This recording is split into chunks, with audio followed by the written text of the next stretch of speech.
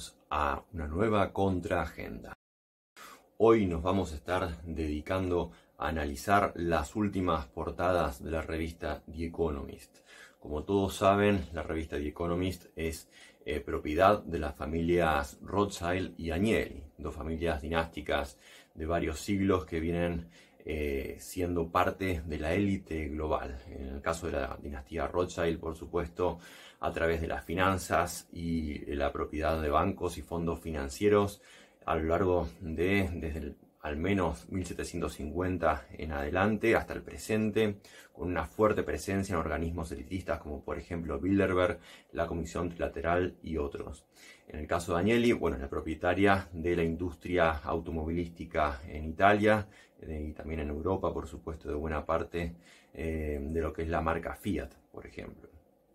Vamos a estar analizando entonces dos tapas, una en la que la revista The Economist nos presenta el mundo en el año 2023. Ya es un clásico en nuestro canal y en nuestras contraagendas analizar estas tapas, estas portadas de The Economist y de la dinastía Rothschild para poder indagar acerca de cuáles son las visiones del mundo y cuáles son los anhelos que este poder globalista tiene para nosotros en el devenir del tiempo, ¿no?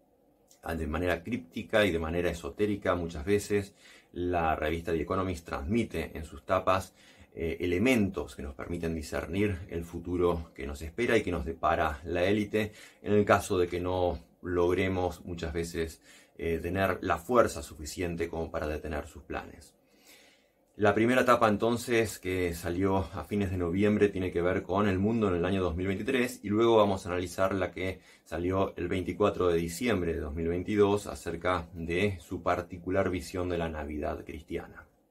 En el caso de El Mundo en 2023, allí se pueden observar las figuras de los principales dirigentes políticos mundiales, como son en este caso el presidente de Rusia Vladimir Putin, el presidente chino Xi Jinping y el presidente norteamericano Joe Biden. También aparecen figuras como Vladimir Zelensky de Ucrania, Giorgia Meloni en Italia y también la actual presidente de Taiwán.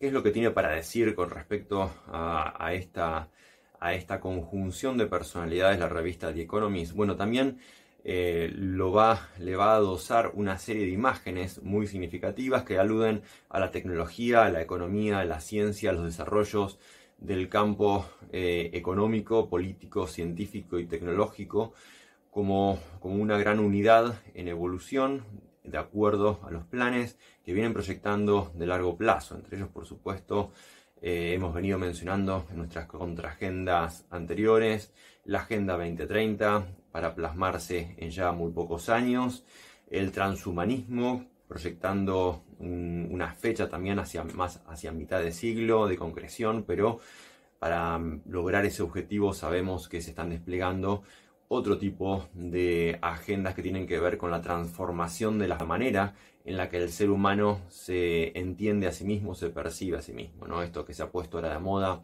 hablar de autopercepciones con respecto a cuestiones como el género, no son más, entre otras cosas, que desintegrar la personalidad y la identidad del ser humano para preparar a distintos países, las distintas culturas, a que acepten este tipo de proyectos transhumanistas que plantea la élite, entre otras cosas, ¿no? Buena parte de sus distintas depravaciones terminan buscando ser legitimadas o naturalizadas a través de lo que se conoce como la ventana de Overton. Pero más allá de eso, vamos a analizar entonces la etapa primeramente del mundo en 2023. Allí podemos ver entonces varias figuras junto a estos dirigentes políticos que, como dijimos, tienen que ver con el mundo de la guerra, ¿no? El mundo se encamina evidentemente hacia una guerra mundial que podría denominarse una nueva guerra fría también, porque se va a prolongar en el tiempo y va a recurrir a formas híbridas de confrontación y enfrentamiento de manera distinta como ha sido en otras guerras mundiales. Zelensky aparece flanqueado por una molécula de metano. Aquí también la cuestión de la energía es central. Lo mismo ocurre con Joe Biden, rodeado de hélices de energía eólica, que, bueno, podríamos ver también cómo hay un buque gasífero dirigiéndose hacia Europa. La conveniencia enorme de Estados Unidos de separar a Rusia de Europa, eliminar los costos bajos de la energía que tenía, por ejemplo, Alemania a través del gas ruso, y su reemplazo por el shale gas de Estados Unidos con costos muy superiores, con lo cual se destruye el beneficio competitivo que tenía Europa para su producción industrial y se condena a todo ese continente a depender aún más de los Estados Unidos. También aparece el sistema de defensa de misiles Patriot que Estados Unidos prometió a Ucrania, y también de manera solapada se puede ver una imagen de glóbulos rojos y blancos sugiriendo el posible recurso a la guerra biológica. Cerca de Xi Jinping se ve también un auto volador similar al Xpeng X2, el vehículo volador chino, y también un brazo robótico, lo que está mostrando el incremento del desarrollo tecnológico en China, que es un elemento crucial dentro de la planificación en las próximas décadas de la élite. Otro elemento que aparece junto a China es también un satélite, y efectivamente en el año 2023 China dispondrá de una constelación satelital destinada al Internet de las Cosas, consistiendo en 80 satélites. Junto a estos desarrollos tecnológicos aparece también la imagen del nuevo telescopio espacial James Webb, que alcanzó su órbita final a 1,5 millones de kilómetros de la Tierra, que tendrá entre otras funciones la de observar las primeras etapas del universo y buscar signos de atmósferas potencialmente sustentadoras de vida alrededor de decenas de exoplanetas recientemente documentados. Con respecto a la guerra de Ucrania, The Economist apuesta todos sus anhelos claramente a una derrota de Putin. Ya hemos visto cómo incluso la dinastía Rothschild iluminó algunas de sus mansiones en Europa y básicamente en Gran Bretaña con los colores de Ucrania. Dice la publicación de la revista The Economist: en general, la humillación de Putin en Ucrania, y acá aparece la manifestación clara de deseos, hará que los autócratas, o sea, todos aquellos líderes globales que no se atengan a la agenda que ellos determinan, los autócratas de todo el mundo desconfiarán de iniciar guerras de conquista, y doblemente si la derrota conduce a su caída. Tanto más importante entonces que los patrocinadores de Ucrania redoblen su apoyo. Está haciendo un pedido al resto de familias oligárquicas de la sinarquía internacional a que no dejen de apoyar financieramente a Europa a través de sus representantes en el Congreso norteamericano, que todo el tiempo están enviando partidas tanto de financiación económica como de armamento. Augura no sin perfidia que el año comenzará con Putin esperando que surja algo: el impulso para cambiar en el campo de batalla, la ayuda militar china, la fragmentación de la unidad europea o la perspectiva de que un Donald Trump reelecto abandone Ucrania. Putin sabe que todo eso es posible en la guerra, pero también debe saber que la marea está en su contra, casi como una amenaza. Entre los escenarios que prevé está el siguiente, y cito textualmente: incapaz de ganar la guerra en el campo de batalla, Putin intenta prolongarla lo suficiente como para socavar la economía de Ucrania, minar su moral mediante ataques a la infraestructura civil y agotar a sus socios. En ese caso, Europa luchará por llenar sus sitios de almacenamiento de gas durante 2023, lo que provocará también apagones cuando llegue el invierno. Putin pretende de esa forma resistir hasta fines de 2024, cuando espera que Donald Trump retome la Casa Blanca y termine con el apoyo a Ucrania. Este podría ser entonces uno de los temores manifestados por la dinastía Rothschild de cambios geopolíticos que nuevamente puedan acercar las posiciones entre Rusia y Estados Unidos. Sobre Taiwán, The Economist se pregunta abiertamente: ¿será acaso la Ucrania de Asia? El statu quo se está desmoronando, lo que hace que la guerra sea más probable. China ve la invasión de Rusia como un desafío útil para Occidente, pero algunos en Beijing hacen comparaciones con Taiwán y se preguntan si, como Ucrania, podría convertir una invasión en un atolladero, con consecuencias desastrosas para el Partido Comunista. Para empezar, mantener un ataque a través de 160 kilómetros de agua sería más difícil que cruzar una frontera terrestre. En Beijing, la guerra con Taiwán se ve como un mal resultado, siempre que queden otras opciones sobre la mesa. Pero muchos expertos creen que las opciones del continente se están reduciendo. Una ley contra la secesión, aprobada en 2005, obliga a los gobernantes de China a actuar militarmente si creen que la unificación pacífica ya no es posible. Pero las luchas de Rusia en Ucrania quizá los pongan en pausa. Sin dudas, La portada más críptica no es esta, que resulta bastante clara, sino la portada de Navidad. Vamos a comenzar a verla y analizarla. En la misma se puede ver un árbol transformado en menorá judía, propia de la celebración de Hanukkah, más que una Navidad cristiana. El árbol contiene 6 ramas de un lado, 6 ramas del otro y 6 velas. Un número famoso por su aparición en el Apocalipsis cristiano e importante también para el cabalismo, con otro sentido, y también por su simbolismo esotérico. Si la figura del árbol se invierte, pueden verse que sus raíces pasan a conformar una corona. Una corona, valga la redundancia, de un orden invertido. Quizá ese orden invertido que estas élites globalistas financieras quieren plasmar en nuestro mundo, algo que estamos viendo permanentemente con la perfidia, con la perversión, con la degradación y con la decadencia que instrumentan en toda nuestra cultura a través de sus medios de comunicación, a través de sus series degradantes y degeneradas, a través de sus películas, cada vez más desastrosas en cuanto a la formación de nuestros niños, en cuanto a la educación que transmiten directa o indirectamente, por sus distintos medios, por sus reformas educativas, por las leyes que van instrumentando a nuestros pueblos. Este poder financiero que ha sido denominado como demoníaco por Vladimir Putin y por otros líderes mundiales, evidentemente lo que menos tienen son buenos anhelos y buenos deseos para la humanidad.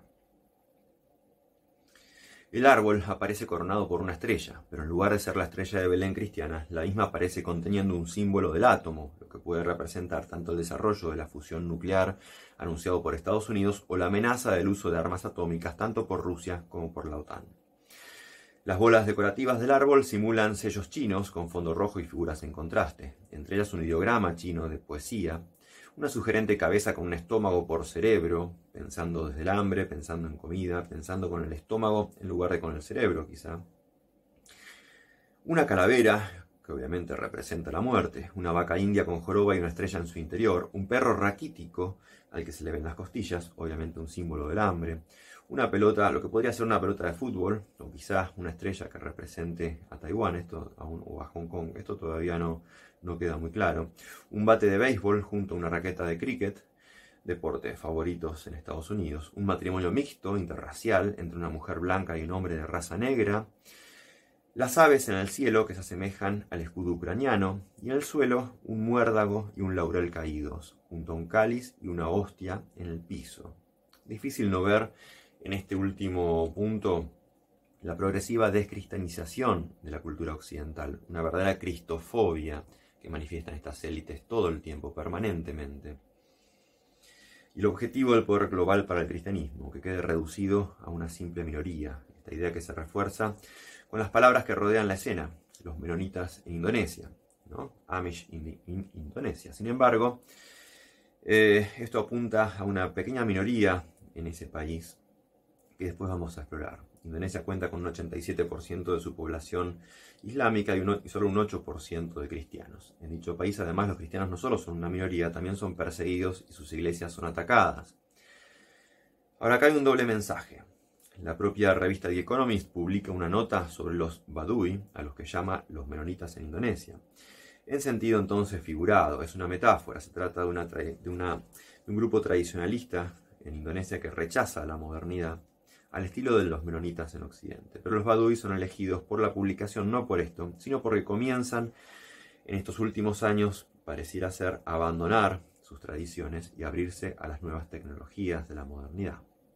Cita entonces la publicación un ejemplo de un habitante de nombre Herman, que de hecho abandonó su cultura y se plegó de lleno a las nuevas tecnologías. 8 años después, la vida del señor Herman, dice la publicación The Economist, la vida de Herman se transforma. Es dueño de 4 parcelas de tierra en las que cultiva plátanos, frijoles apestosos y madera. Vende sus productos en línea, es próspero y pudo comprar una casa para su hijo recién casado. A sus padres les tomó un año hacer las paces con su decisión de irse, pero ahora están contentos por él. En muchos aspectos, Herman es la imagen de un indonesio moderno. Distrae a su hijo de un año con dibujos animados en su teléfono inteligente. Cuando no está trabajando en el campo, vive en su teléfono, como cualquier otro millennial obsesionado con las redes sociales. Piensa en términos de pérdidas y de ganancias, no de virtudes y de vicios. No, claro, por supuesto, ¿cómo ¿Cómo alguien que rescata como ejemplo The Economist va a pensar en términos de virtudes y vicios? Por supuesto que piensa exclusivamente en términos de ganancias y pérdidas. Tiene incluso un panel solar colocado en su techo de paja. Nuevamente es la cuestión ecologista, ¿no? Rompiendo las prohibiciones también contra la electricidad y los zapatos, etc. La nota finaliza. Cada año, un número pequeño pero creciente de estos habitantes prestan atención a estos nuevos deseos y abandonan la aldea tradicional de Caneques por completo. La modernidad se precipita y no hay vuelta atrás. O sea, la destrucción de toda resistencia tradicional a lo que significa la decadencia que las élites buscan imponernos. Con respecto al estómago en el cerebro, la publicación trata acerca de cómo la comida afecta a nuestra mente. Una buena comida tiene un impacto positivo en el estado de ánimo. Parte de ese placer es inmediato, dicen. Por supuesto, y en línea con Davos, sugiere aumentar la ingesta de verduras, frutas, cereales y legumbres y disminuir el consumo de carnes. Ahora está claro que algunas dietas son particularmente buenas para el cerebro. Y alaba dietas ricas en verduras, frutas, legumbres, como dijimos, bajas en carnes rojas, bajas en grasas, reduce las posibilidades esto de sufrir accidentes cardiovasculares, dice la publicación, y menciona que otro trabajo reciente analizó que una dieta verde reducía la atrofia cerebral, etcétera, etcétera, etcétera. Solo el 10% de los adultos en los Estados Unidos consume la porción diaria recomendada de vegetales y solo el 12% consume suficiente fruta, se lamenta la publicación. Es una historia similar en gran parte del mundo. Como resultado, muchos recurren a suplementos de vitaminas y minerales para compensar sus deficiencias dietéticas.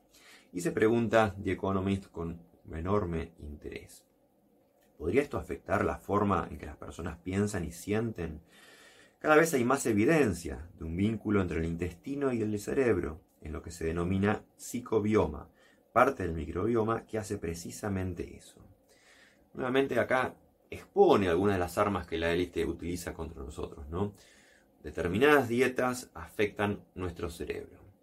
Acá cada uno de ustedes saque sus conclusiones. ¿Cuáles son las dietas que hoy en día está promoviendo activamente, incesantemente el Foro de Davos, las Naciones Unidas, todos los organismos transnacionales, supranacionales? Y tratemos de pensar cómo esas dietas afectan nuestro cerebro, ¿sí? ¿Cuáles son los peligros que una dieta, por ejemplo, reducida en vitamina B12 tiene para nuestro cerebro, para nuestro desarrollo cognitivo, para nuestra memoria, para nuestro sistema nervioso, para nuestro carácter, para nuestra personalidad? ¿Será que acaso quieren a través de las dietas generar esclavos mucho más sumisos de lo que ya somos? Con respecto a la inflación, la publicación indaga en la historia del siglo XVI y dice: la gran inflación de los años 1500 resuena inquietantemente hoy. En los días de Enrique VIII, Inglaterra parecía desmoronarse. Nunca había habido tantos mendigos, informaron testigos, muchos de los cuales te cortarían el cuello si tuvieran la oportunidad. Todo el mundo sospechaba con razón que la moneda estaba siendo degradada. La moral estaba tan degradada como la moneda. El exceso de demanda ciertamente jugó un papel. La población había crecido rápidamente después de la peste negra. Muchas de esas personas se habían mudado a las ciudades. ¿Cuándo no? El exceso de población, el gran cuco de las élites. ¿Cómo nos permitimos tener hijos todavía? ¿Cómo es posible con todas las agendas antinatalistas que la élite ha venido instrumentando en el mundo en las últimas décadas? Aún así, la población persiste en tener hijos, en seguir aumentando. ¿Cómo es posible? No nos hacen caso. A través de todas las series, todas las películas, buscamos destruir la idea de una familia tradicional, destruir la idea de tener hijos. Sin embargo, se empecinan, ignorantes, se empecinan todavía. ¿Cómo es posible?, se preguntan seguramente los Rothschild. Esto aumentó la demanda de alimentos, incluso cuando redujo el número de agricultores que los producían. Algunos monarcas engatusaron entonces a la economía manipulando la moneda. Sin embargo, también hubo problemas por el lado de la oferta. Aproximadamente en 1545, la gente descubrió grandes depósitos de plata en Bolivia. Potosí, el centro de esta nueva industria lucrativa, se convirtió quizás en la quinta ciudad más grande del mundo cristiano por población. Y en el primer cuarto del siglo XVI apenas habían llegado a las costas europeas 10 toneladas de plata. Hacia el tercer cuarto del siglo, Europa importó 173 toneladas. España, a donde llegó gran parte del metal, experimentó inicialmente una inflación especialmente alta, pero luego se extendió por el resto de Europa hasta Rusia. El aumento de la inflación hoy, de tan solo un año de antigüedad, ya ha tenido profundas consecuencias sociales y políticas. La confianza del consumidor está en su punto más bajo a medida que disminuyen los salarios reales. Los políticos en ejercicio son impopulares y las protestas por el costo de vida se multiplican. Los salarios reales medios, que a principios del siglo XVI estaban en el nivel principesco de unos 7 peniques a la semana, luego cayeron y cayeron y cayeron. No recuperarían su poder adquisitivo hasta finales del siglo XIX.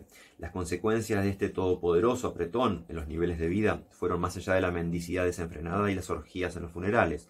En toda Europa, la sociedad y la política se volvieron radicalmente inestables.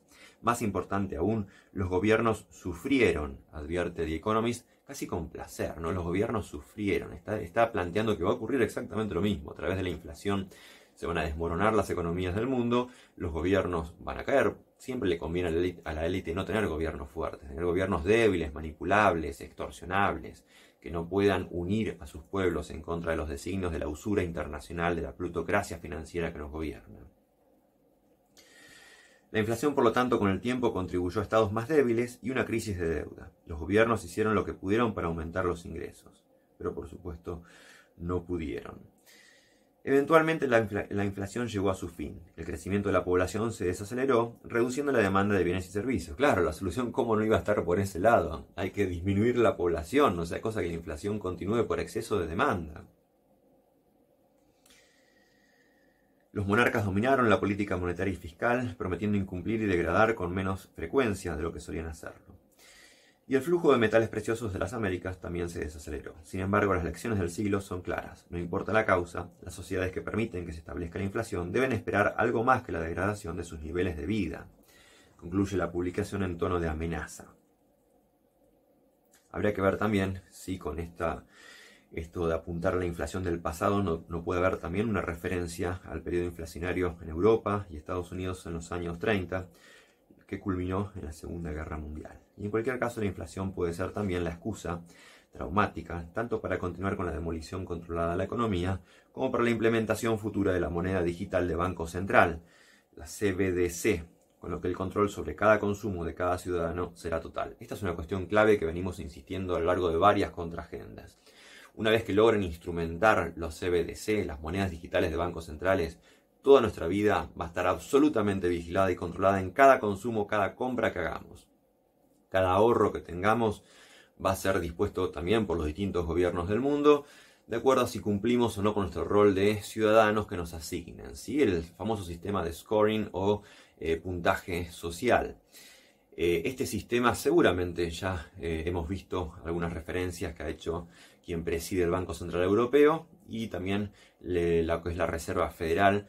Una vez que terminen de utilizar el Bitcoin como prototipo de moneda digital global, lo van a instrumentalizar en todos los países. Seguramente se va a reemplazar el dólar por alguno de estos sistemas de un dólar digital basado en una moneda digital de Banco Central, que va a través del sistema blockchain o algún otro tener el control preciso, el registro preciso de cada caramelo, cada chocolate, cada auto, cada casa, cada alfajor que se coma cada uno, cada manzana, cada fruta, cada alimento, cada transporte, cada consumo que haga de combustible para su auto. Un poco esto ya se está logrando. Si nos vamos a pensar, ya saben a través de tarjetas digitales qué transportes públicos usamos, de dónde vamos, hacia dónde, cuánto gastamos, qué tiempo utilizamos, etcétera, a través de los distintos sistemas de pago digitales, cuánto consumimos de gasolina o combustible en nuestros vehículos.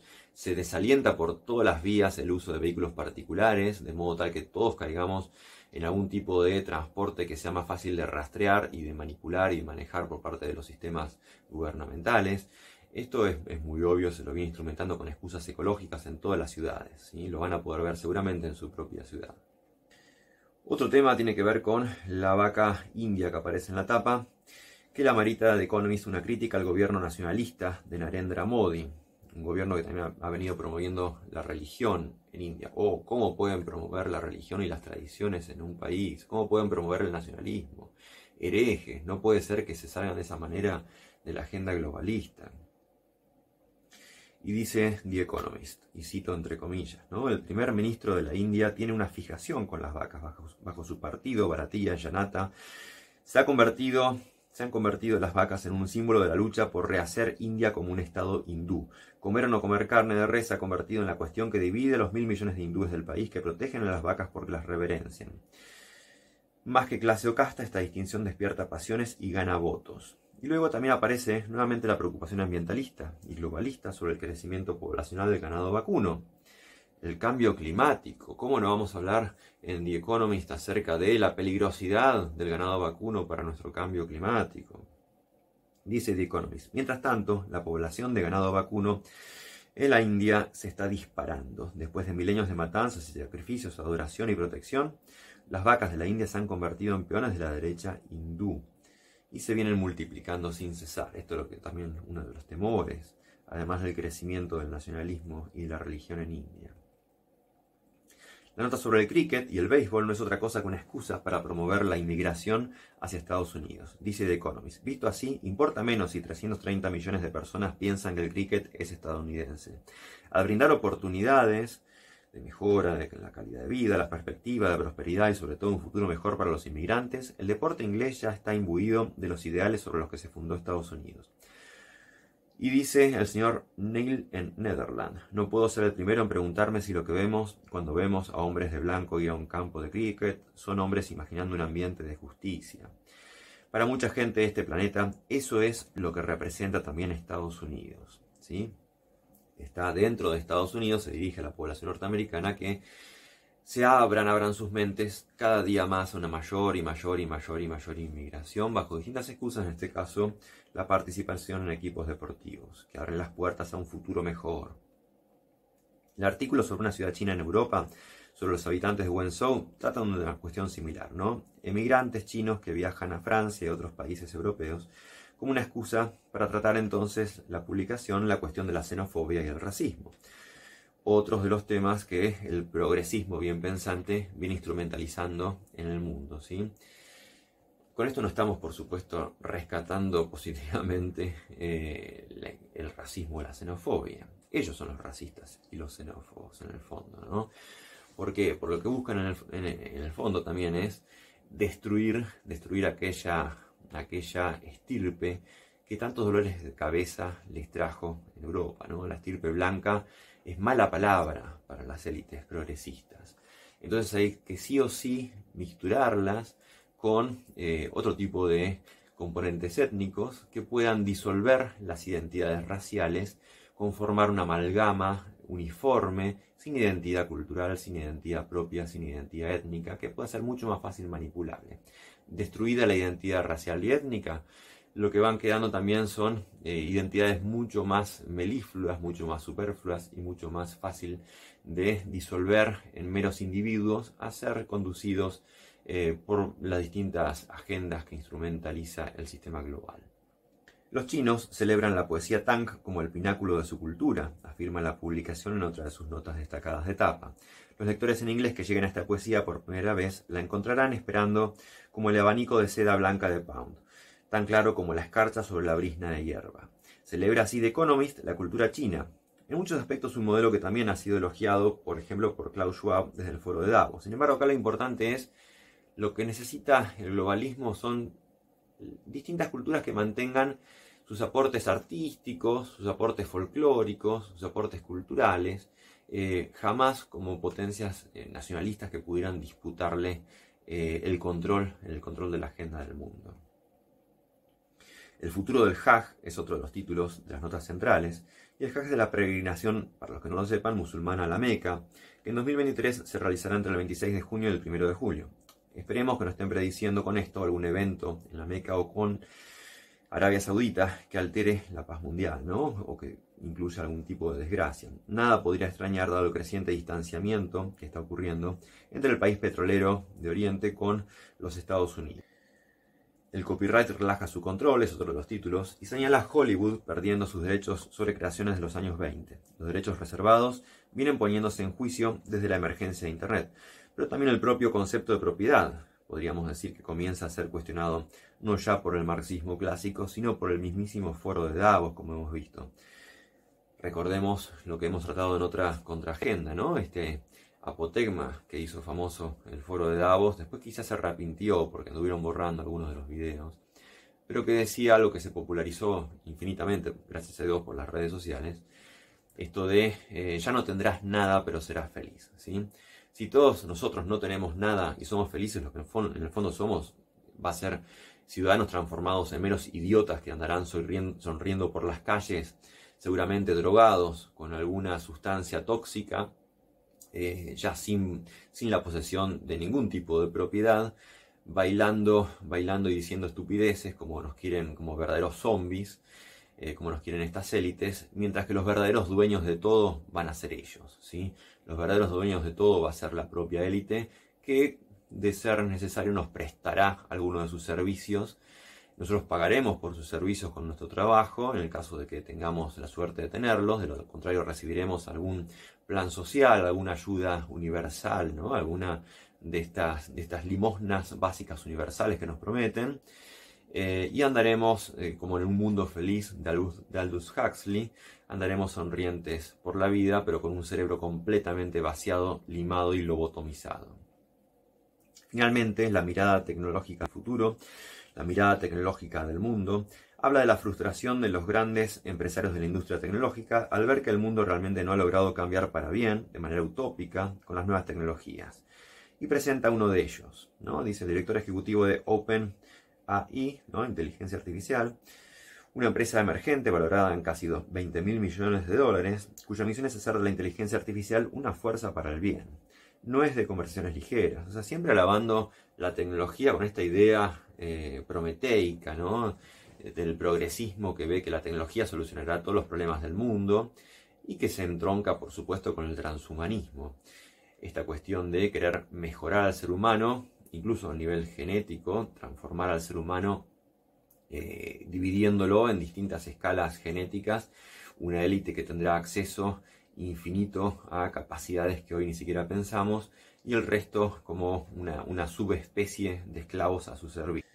The Economist Rothschild da un consejo optimista a estos empresarios de la tecnología y dice: las frustraciones con una sociedad lenta los ha alentado a poner su dinero y su cerebro a trabajar en problemas relacionados con la financiación de la ciencia y la redistribución de la riqueza a universidades completamente nuevas. Su exaltación de la ciencia puede entonces alentar un mayor enfoque en la tecnología dura, en lugar de meras aplicaciones de Internet.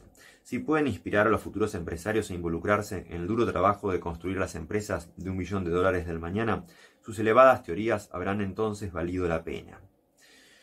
Bueno, como puede verse, la menorá de Hanukkah, disfrazada de árbol de Navidad en la tapa, presenta un panorama de los deseos de la élite financiera plutocrática para nuestro mundo.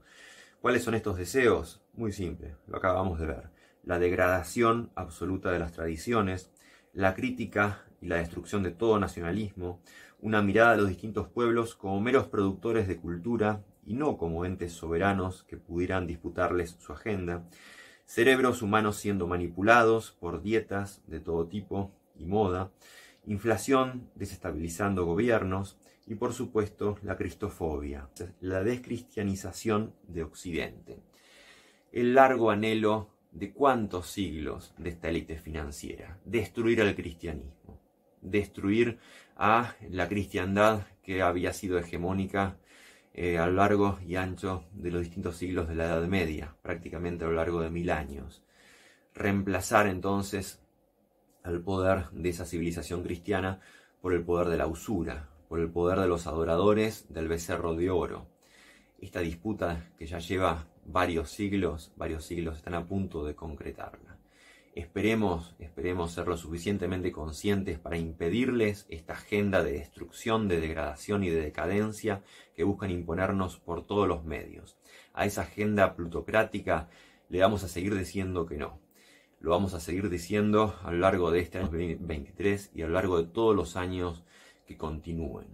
Lo vamos a seguir haciendo con determinación, con convicción. Por eso te pedimos que nos apoyes, que sigas leyendo este sitio que es Contrainfo, con enorme cantidad de plumas que colaboran con interesantísimas reflexiones para que tomemos más conciencia, para que sepamos quiénes realmente gobiernan el mundo y para qué y con qué planes lo hacen. Te pedimos que te suscribas a este canal mientras YouTube lo permita, y si no, que también nos puedas seguir en canales alternativos como los que tenemos para videos censurados en Odyssey, como también tenemos canales en Telegram, como también tenemos un espacio en Twitter, en Instagram, etc. Si destruyen alguno de ellos, bueno, podrán seguirnos en algún canal de estos alternativos. No dejen entonces de acompañarnos. No tenemos financiación de ninguna ONG, ni lo vamos a tener jamás. No nos financia ninguna embajada de ningún tipo. No nos financia ningún partido político, ni nos interesa, por supuesto. Esto nos permite tener una independencia de criterio. Nos podremos equivocar, seguramente. Ustedes nos podrán ayudar muchas veces a corregirnos y a mejorar. Pero dependemos básicamente de ustedes. Así que también les pedimos que se suscriban a nuestro sitio, que nos den su aporte económico para que nos permita poder seguir haciendo frente a los costos, a los gastos que podemos incurrir y que podamos tener, por supuesto, una sostenibilidad en el tiempo de nuestro sitio, que ya está por cumplir y va a cumplir en este mes de enero de 2023 nada menos que 7 años. Así que les agradecemos mucho el habernos seguido hasta acá y les deseamos también que podamos tener muchas y significativas batallas en el año que está por venir. Gracias por acompañarnos y nos vemos en la próxima Contraagenda.